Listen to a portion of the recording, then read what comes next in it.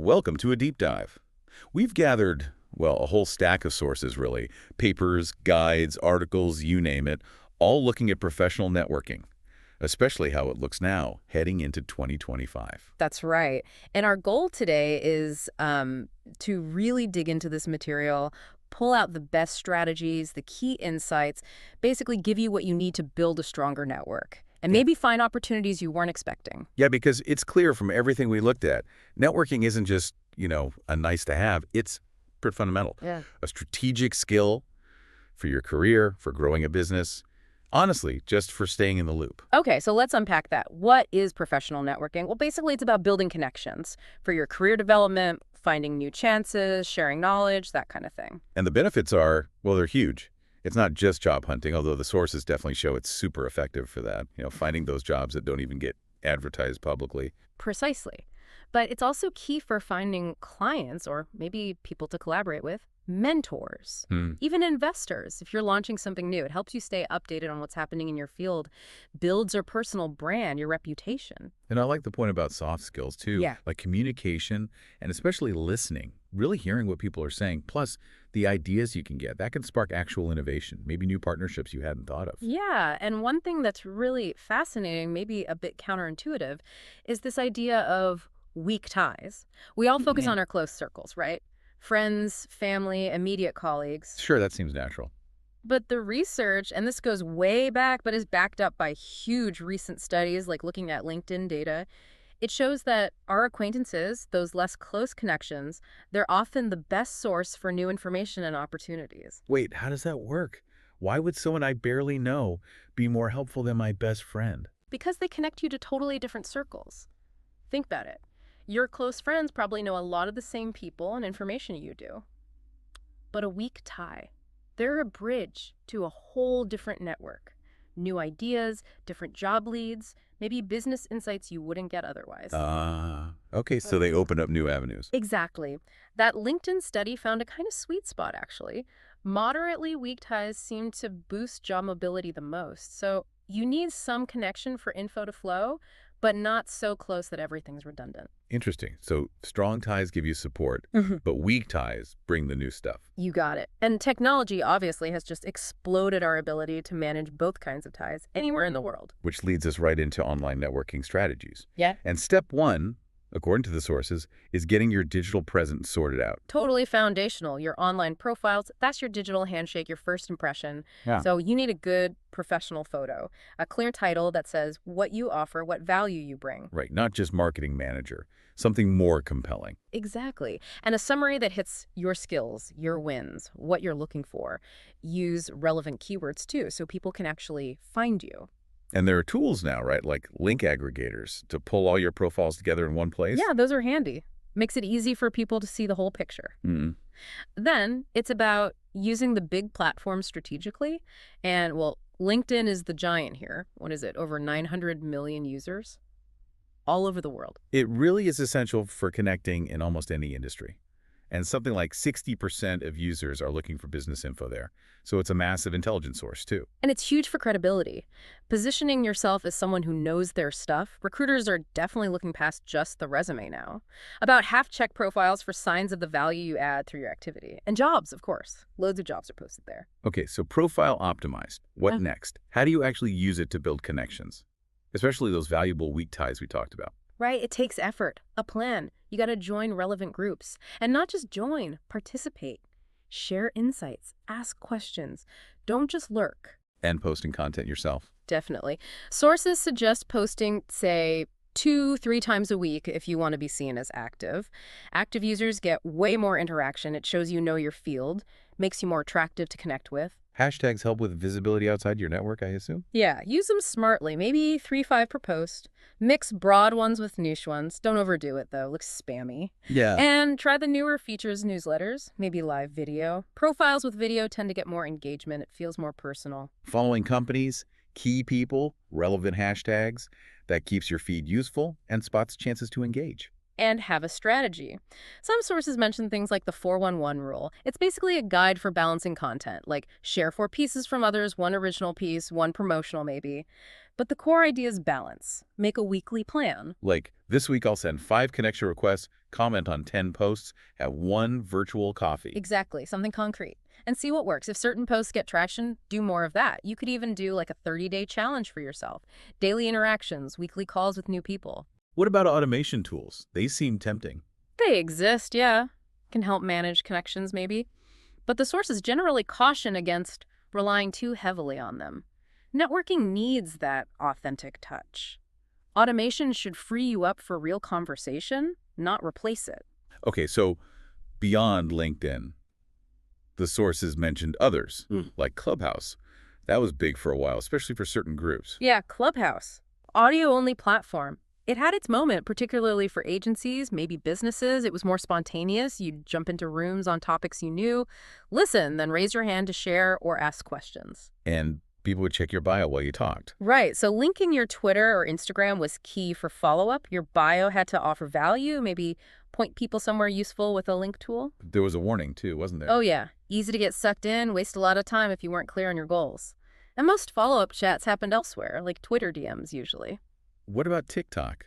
Seems like pure entertainment. Can you actually network there? Well, for brands and businesses, yes. It's become huge for brand building and talking to your audience, which is a kind of networking, right?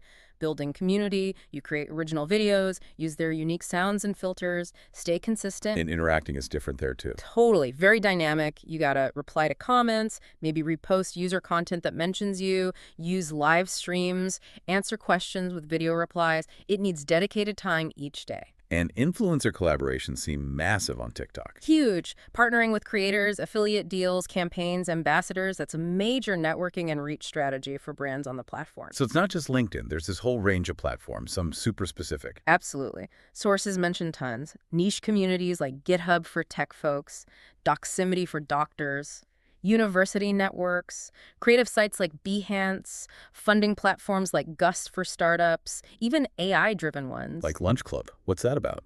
Yeah, Lunch Club uses AI to try and set up valuable one-on-one connections for you. Focused on quality introductions, not just numbers. It's trying to make finding those useful, maybe unexpected connections easier. Interesting use of AI. And then you still have things like Meetup. Great for finding groups with shared interests, often leading to real-world or virtual events, building more authentic bonds. And we shouldn't forget tools like Slack inside companies. That's internal networking, right? Definitely. That's often called operational networking. It's crucial. The takeaway really is tailor your online strategy. Be where your target connections are and adapt your approach. Okay, but it's not all online, is it? Events, real world or virtual, still matter. Oh, absolutely. Conferences, seminars, even social gatherings, they offer that direct interaction. Preparation is key, though. Have your elevator pitch ready. Yeah, a quick, clear way to say who you are, what you do, what you're interested in. But don't make it a sales pitch. Approach people. Be genuinely curious about them. Look for common ground, ways to potentially help each other down the line. Setting goals for events helps too, I imagine. For sure, don't just wander aimlessly. Maybe aim to meet 3 specific people or connect meaningfully with, say, 5 new contacts who fit your goals. And again, focus on adding value, building relationships, not just immediate gain. It's the core principle, really. Make it easy to connect afterwards, too. Have your info ready, digital card, QR code, whatever works. And related to face-to-face, that internal networking you mentioned within your own company, that's important too. Hugely important. Operational networking. It's how knowledge gets shared, how things get done efficiently, how innovation happens sometimes. It boosts skills, morale. And it happens everywhere, right? Formal meetings, but also just chats by the coffee machine, lunches, after-work things. Internal mentoring programs are a great example too. Exactly. Okay, so we know it's complex. Let's talk mistakes. What trips people up? Sources flagged quite a few common ones. Not having clear goals seems like a big one. Just networking randomly. Right. If you don't know why you're connecting or who you want to reach, it's just busy work. Another one, not being genuinely interested in the other person. It has to be a two-way street. Listen more than you talk. And the killer mistake, probably the most common, not following up. Ugh, yes. So much wasted effort. You meet someone great, have a good chat, then nothing. You need a system. CRM, spreadsheet, notes app, whatever. Track who you met, send a quick thank you within, say, 48 hours, mention something specific you talked about. Then find ways to stay in touch authentically over time. Share something useful, suggest another chat later. Consistency. Rushing in to ask for something big right away. A job, a sale that's bad form, too. Major turnoff. Build the relationship first. Also, the myth that it's only for extroverts. Sources say no. Introverts can be fantastic networkers because they often listen better and build deeper connections. Authenticity matters most. Keeping your online presence professional is key, too. Don't mix unprofessional personal stuff on LinkedIn, for instance. Recruiters do look. Watch your language, the content you share. Yeah, that ties into neglecting your personal brand overall. Your online reputation is part of your network. And be careful not to get addicted to a platform and lose sight of your actual goals. Remember the Clubhouse warning. And one more, cultural differences. Crucial if you're networking internationally. Styles vary hugely. Some cultures are very direct, get straight to business. Others build trust slowly, personally, before talking shop. Communication styles differ too. Do a little homework on etiquette. Okay, that's a lot to manage. How do you even know if all this effort is paying off? Yeah. How do you measure success? Good question. And yeah, success isn't always instant or just about numbers. You need both quantitative and qualitative measures. So quantitative is stuff you can count. New connections, events attended, post interactions, maybe leads generated. Exactly. But always remember, quality over quantity. Which brings us to qualitative. How strong are those relationships? Are people engaging with you meaningfully? Are you getting good recommendations, finding collaborators, actually exchanging useful knowledge? I like the idea sources mentioned of doing a network health check sometime. It's smart. Look at your network. Are there connections that are just inactive or irrelevant now? It's okay to prune those gently, but more importantly, actively nurture the good relationships you have. Invest your time where there's real mutual value. And maybe celebrate the small wins along the way. Keep yourself motivated. Definitely. Now, because so much of this is digital, we absolutely have to talk about safety. Right. Using social platforms always has risks. Malware, scams like phishing. Absolutely. Basic security hygiene is essential. Check your privacy settings regularly on all platforms. Control who sees what. And please, enable two-factor authentication wherever it's offered. That second layer of security is vital. Be cautious about connecting with random people you don't know. Even temporary stuff like Instagram stories can be captured and shared, right? Assume anything you post could live longer or spread further than you think.